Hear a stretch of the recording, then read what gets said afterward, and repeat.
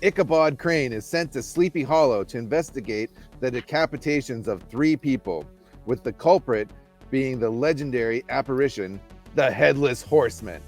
Sleepy Hollow is up next on Inside Movies.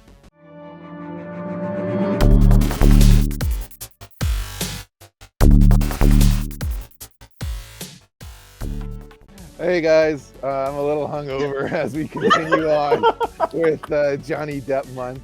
We've previously done Edward Scissorhands and Secret Window, and today we're talking Sleepy Hollow. And come back next week as we're going to do Fear and Loathing in Las Vegas. Today, I'm joined by the editor-in-chief of Merc Publishing, Murphey, writer-illustrator, GMB Chomichuk, and novelist, Andrew Buckley. Thanks everyone for being on the show. Let's get into it. What's the good? What do we like about Sleepy Hollow? First thing, the cast of this movie is just fantastic. And you've got like half the teaching staff from Hogwarts, which is fun. But they have really an incredible talent lineup in this. Yeah, there's a number of Sith Lords as well. Like they stole from Harry Potter and Star Wars pretty effectively. Well, just old British actors, I suppose, is what they went for. Strong endorsement for the set design on this film, which I think holds up like incredible. Oh, yeah. Like the town that's built, all the little pieces, pure Tim Burton, but he is nothing without his team, and his team really put in the long hours on this film for sure. Yeah, the Tree of Death was one of the things that I really thought, it's probably not going to look good, but it does. Especially that first scene when he's like cutting into it and it's just like blood coming out. Like it still hits that same way of just like, oh, it's gross, but it's also cool, and it is pure Tim Burton. Tim Burton's style really seems to have evolved from his earlier work. Like the movie seems less like a play than like say Edward Scissorhands, and he was only available because Superman Lives, his movie that he was going to do with Nicolas Cage, didn't go into production, so they scooped him up to make this one. This wasn't a movie he planned and then executed. This was a movie that they said, oh, we're going to make Sleepy Hollow. Let's give it to Tim Burton. Yeah. What? It was written by the guy who wrote Seven. And they had the rights to this movie, and they had talked to, it was a makeup artist that had worked on like Freddy Krueger and Child's Play. I was originally going to direct it, and he wanted to make more of a slasher. And the studio didn't want to go in that direction. They wanted it to be more of a kind of period piece, and they were able to get Tim Burton on board. So that is incredibly surprising to me, because I have in my notes, this feels like the spiritual successor of Sweeney Todd feels like the spiritual successor of this movie. Like there's so many things 100%. That line up. Like number one, Johnny Depp looks almost exactly the same. I could see Sweeney Todd being as Greg. This is a Greg move, but this is like Sweeney Todd is the second plot line of his life. He goes off with his wife, and instead of moving to New York, they move to London, and he decides to become a barber because he's tired of the violence. And then Sweeney Todd happens. So I can't believe that. There's a meat pie shortage. Yeah. Which is the style, right? I mean, if another director had picked this up, it would not have looked the way that it did. But I mean, Tim Hortons. I'm not hungover. Tim Burton always has his own distinct style, which is awesome. I love the homage to the original book and to even the Disney cartoon that they released back in the day, with when he's walking across the bridge and the frog's like Ichabod. I love that. It's very nostalgic. A bunch of those nostalgic touches with the with Brom and the pumpkin head and all of those things, but switching it from a pedagogue to a police inspector is so evocative of the time this movie was made. Everything was like, how can we make it a procedural police drama? Right? That's the one thing that smacks of its time, out of time, I think. It's like, oh, we'll just have him investigating murders. That works for me. I really liked him, because if he's just a school teacher being scared, what agency would he have to kind of, discover what's going on and solve it? you know, so because he's a detective, he's doing that. I found Johnny Depp to be very likable as this like bumbling and constantly scared detective. Johnny actually wanted to wear prosthetics on, like have the big nose and the big ears, like in the story. But the studio was like, no, we're paying for Johnny Depp. We're getting Johnny Depp. On that note, as his character, the whole backstory of what happened to his mom and like why he is so against these tactics that the justice system is using, I thought that was a really well done part of the story that I had really just forgotten about completely. I thought that was really interesting, and it took his character from just being an inspector who is trying to, you know, solve these crimes to like being like a really kind of well thought out, well written character. I will also say that well-written character piece comes across. Anyone who's been watching the channel knows that I will come on pretty strong in opposition to horror movies that can't decide what kind of movie they are, where the tone is either funny or gruesome and they switch too quickly between channels. This is one of those films that somehow pulls it off almost in every instance, from the most horrific violence to actually a bit of comedy. And I think it's all strung together on that performance by, Johnny just doing his character thing. I don't think it. I like him and I believe it. I don't think it's just him, though. I mean, the balance between him and Christina Ricci's character, between them and Caspian Van Dien, who plays Don Bones, and then, you know, the cast of Hogwarts and the Sith Lords, like, it all, like, works out really well balanced and toned. And even, like, down at the Headless Horseman, like, who is Christopher Walken in the flashbacks, who is famous for his voice and never says a word. It is amazing. And then when it's the actual Headless Horseman, most of the time when it's not on a horse is Ray Park, who famously was Darth Maul, who's the British guy who does all the stunts and crap.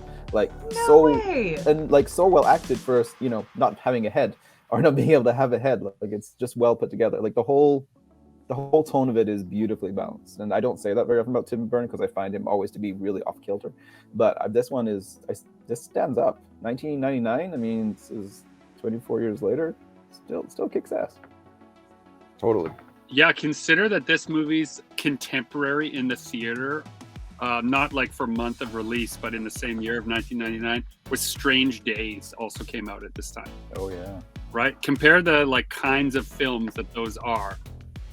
I just think that this one is a real triumph. We watch it in our house, honestly, every Halloween or thereabouts, and sometimes just for fun, because it balances this great tone of good storytelling, mythology, fairy tales, all things that I like, practical effects, which I also love, real sets, good performances. Man, I love it. And a good twist. Nice twist. Johnny Depp is great in this role as Ichabod Crane. And you know what else is great? Role-playing games. Greg is going to be at Gameitoba. That was so weak. I would just like to point out that normally George is in fine form setting up these kinds of segues. That was definitely a hungover segue. If you're in Manitoba and you are in Winnipeg specifically, come out to Gameitoba and I'll be your dungeon master in either a game of fairy tale, horror, and violence, or pulp era superheroes versus supernatural creatures. I'm sponsoring a table at Gameitoba, and so I will be your in-person dungeon master all weekend. Ooh. And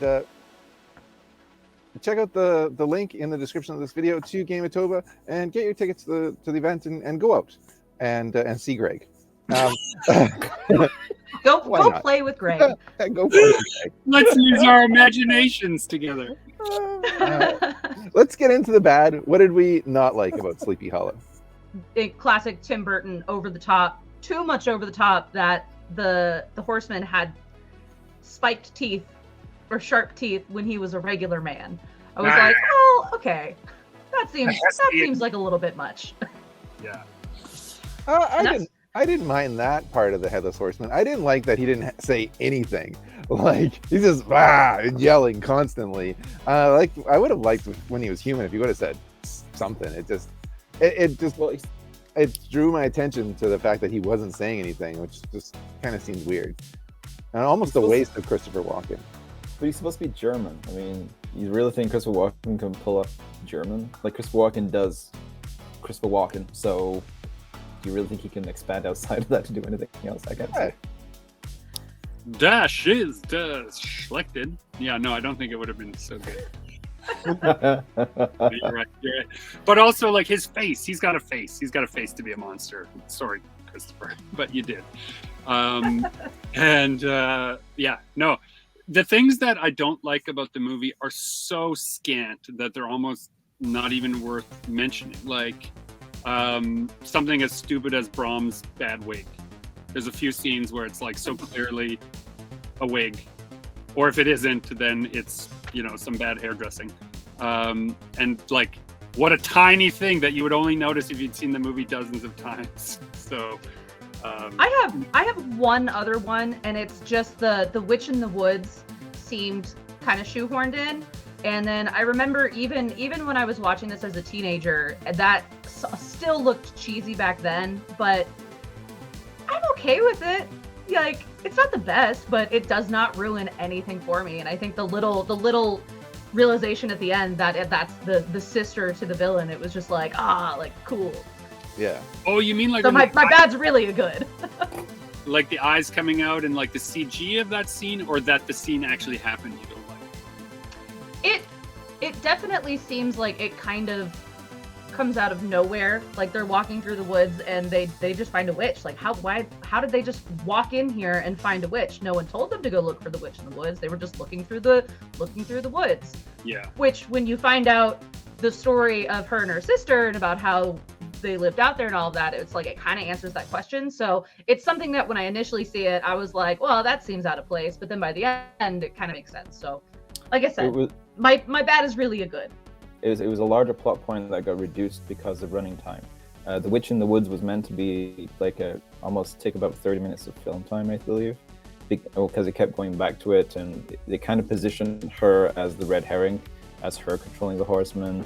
And there was more around the discovery of that, and it got so. My understanding is the runtime was just too long, and they had to kind of figure out which story element to get rid of, and that was the logical one in favor of the whole overall mystery instead. Which was so in like 2020, they would have just gone right along and made it 3 hours. Totally. Yeah. Because that's what we do now. So I have some complaints on this movie. So I do feel like it is a little bit too long. I think if it was like 15 minutes shorter, it would just be that much more snappier. Yeah. And this complaint is it's kind of hard to explain, but I felt like the movie wasn't overly scary.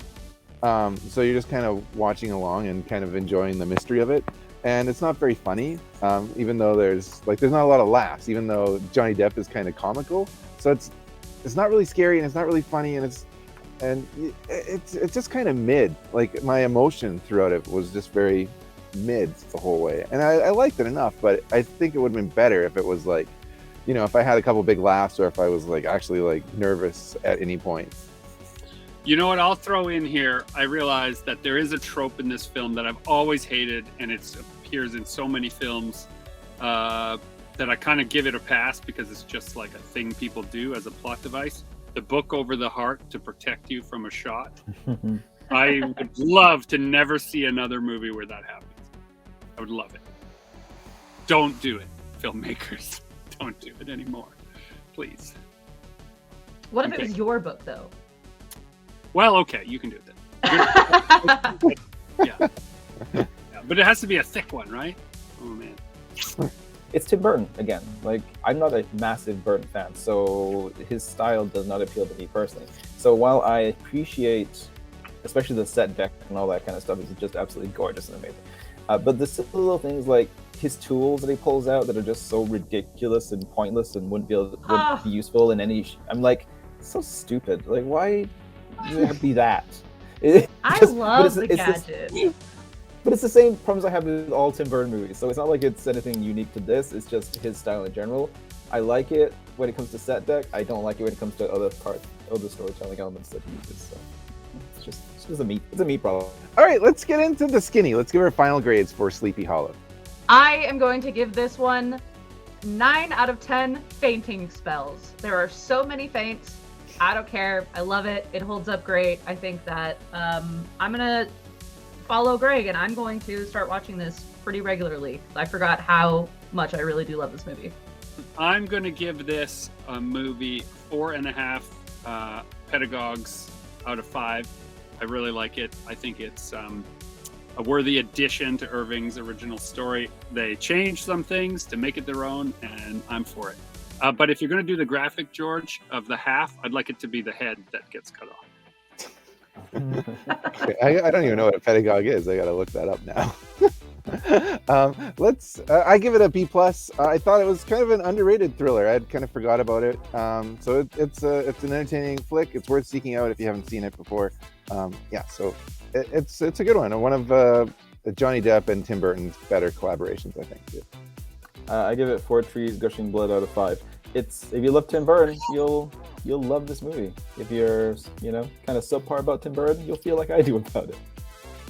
A dried up cynic would only give it your dried up cynical rating.